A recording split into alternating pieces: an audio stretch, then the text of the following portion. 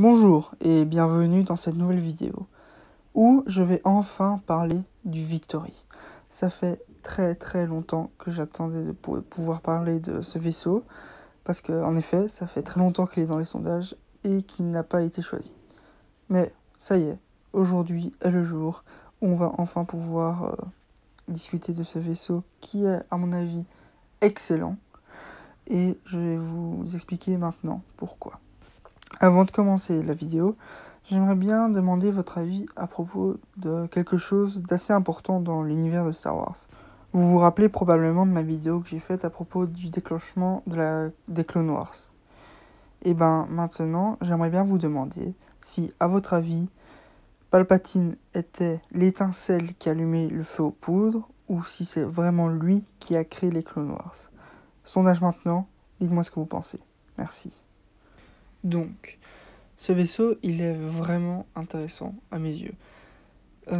C'est un des meilleurs de l'Empire, mais c'est pas aux mains de l'Empire qu'il a vu le jour. En effet, sa première apparition a été, étonnamment, pendant la bataille de Coruscant. Oui, c'est en effet sous les mains de la République Galactique qu'il a été créé, et c'est donc pour cette guerre-là qu'on l'a conçu. C'est assez étonnant, mais c'est comme ça.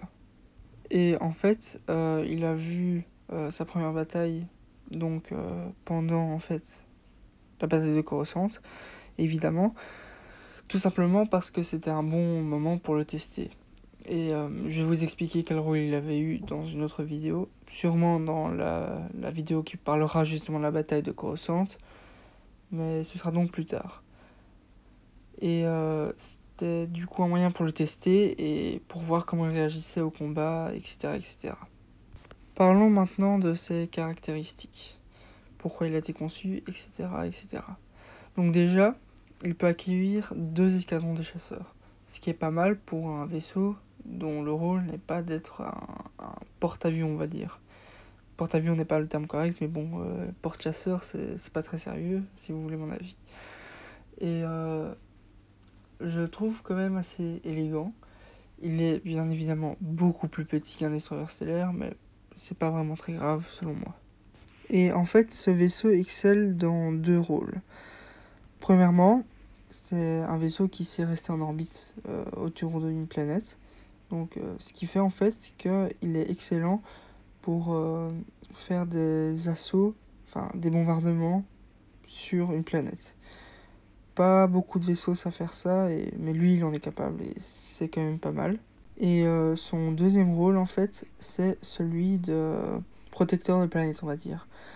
En fait, il garde les planètes, c'est un vaisseau qui sert à protéger les planètes dans l'Empire.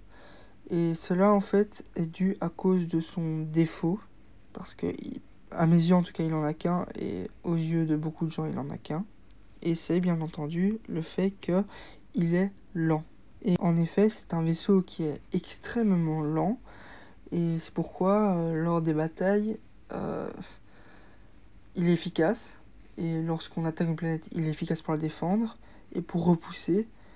Mais en cas de course-poursuite ou d'embuscade, etc., les vaisseaux ennemis savent facilement lui échapper.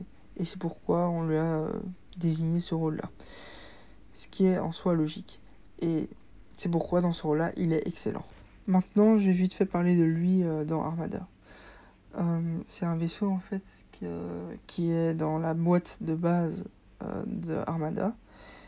Et il est tout simplement magnifique. En effet, tous les joueurs d'Armada concordent là-dessus. Ils savent très bien faire les vaisseaux et comme vous pouvez voir sur les photos, très bien détaillé et magnifique. Et c'est un des vaisseaux qui, quand on le voit, est le plus sexy, si je peux utiliser ce terme.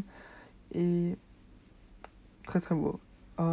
Aussi, peut-être que ça fera trop sondage, mais c'est pas grave. Sondage maintenant pour savoir si vous trouvez que je devrais commencer une playlist à propos des vaisseaux de Armada et de comment les jouer. Donc voilà déjà la fin de la vidéo. J'espère que vous avez bien aimé.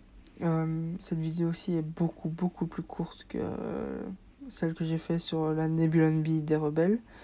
Mais je trouve que ce vaisseau n'est pas très... Comment dire? Il n'y a pas grand-chose à dire à propos de lui.